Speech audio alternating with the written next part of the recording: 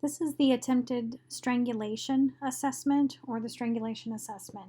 If you determine that a strangulation occurred or an attempted strangulation occurred, then you would report this information here on this page and you would proceed to assess for strangulation. An important note is make sure that you also notice any postural strangulation, again, any potential asphyxiation that is from a postural standpoint or from full-on throttling, grabbing the neck.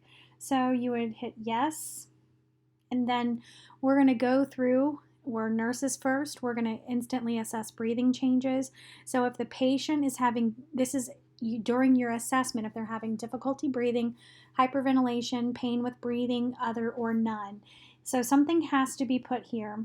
So if you mark difficulty breathing, hyperventilation, pain with breathing, this would be where you're going to instantly stop the exam and notify the physician. So let's go ahead and hit none for now, and so that will prompt you to go through.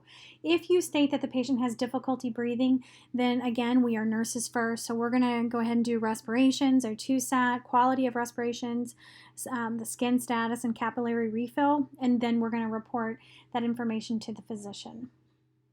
So we'll continue and hit none for now, and then you're going to go through and notice any voice changes. It's very easy to make the strangulation input. You would simply press here to update, and you can easily check the boxes that you notice on the patient. You can also, remember, add information for the exact statement, also the examiner note, and you should be adding information, anything that the patient says. Swallowing changes, you'll press there to update as well. And you can press anything that the patient states during your assessment. Behavioral changes as well. You can put none or other. And bowel and bladder, did they lose bowel or bladder? We'll hit none. And then we can also start going through a detailed strangulation assessment.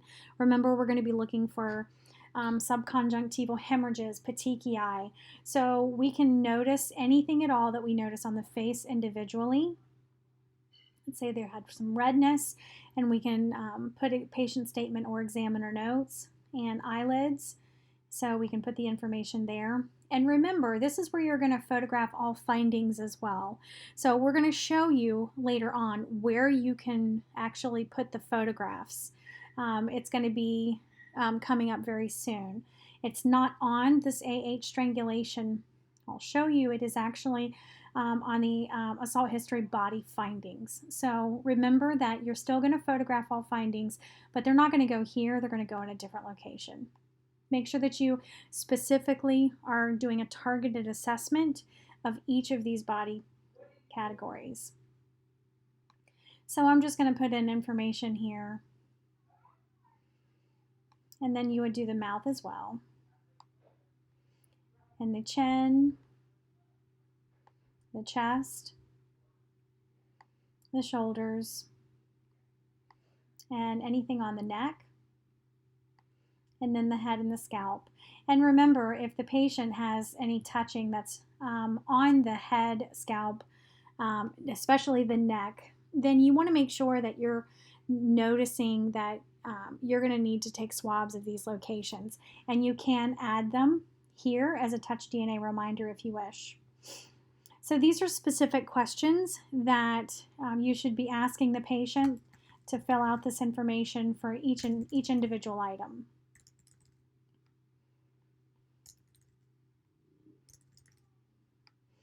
And you're going to ask the patient specific questions for each of these, and then you're going to go through and add the patient's statements.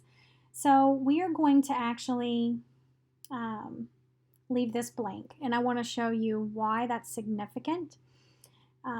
We have completed everything on this page. However, we have not completed this at the very bottom. So I want to go to the pre-flight, and you'll notice that the strangulation will remain red. And we're going to stay with keeping these changes red at the bottom to show you an example of what happens, that you can easily identify the auditing system. So we're going to go to the next, and this is where you have parcels of clothing collected. If you have no parcels that are collected at all during the exam, then you would put no parcels to collect, or if the patient declines you to take any, then you could simply push this button, and you're going to need to provide some kind of rationale as to why you did not collect anything. But if you do want to collect a parcel, which would be the clothing or bra or underwear, then you would hit the plus parcel to add the parcel, touch the red box, and is it going to be a box or a bag or other? So we'll hit bag, and then you need to specifically identify the clothing. It is not forensically sound for you to only put jeans or t-shirt. You need to identify. So if you are taking a shirt, then you need to put red female shirt, size large. You need to be as specific as possible. If you have additional parcels, you can continue to add those. And then it's very important that you're going to ask, you're going to answer, is the underwear inside the kit? If you state that underwear is not inside the kit, it's going to ask you, you need to know why.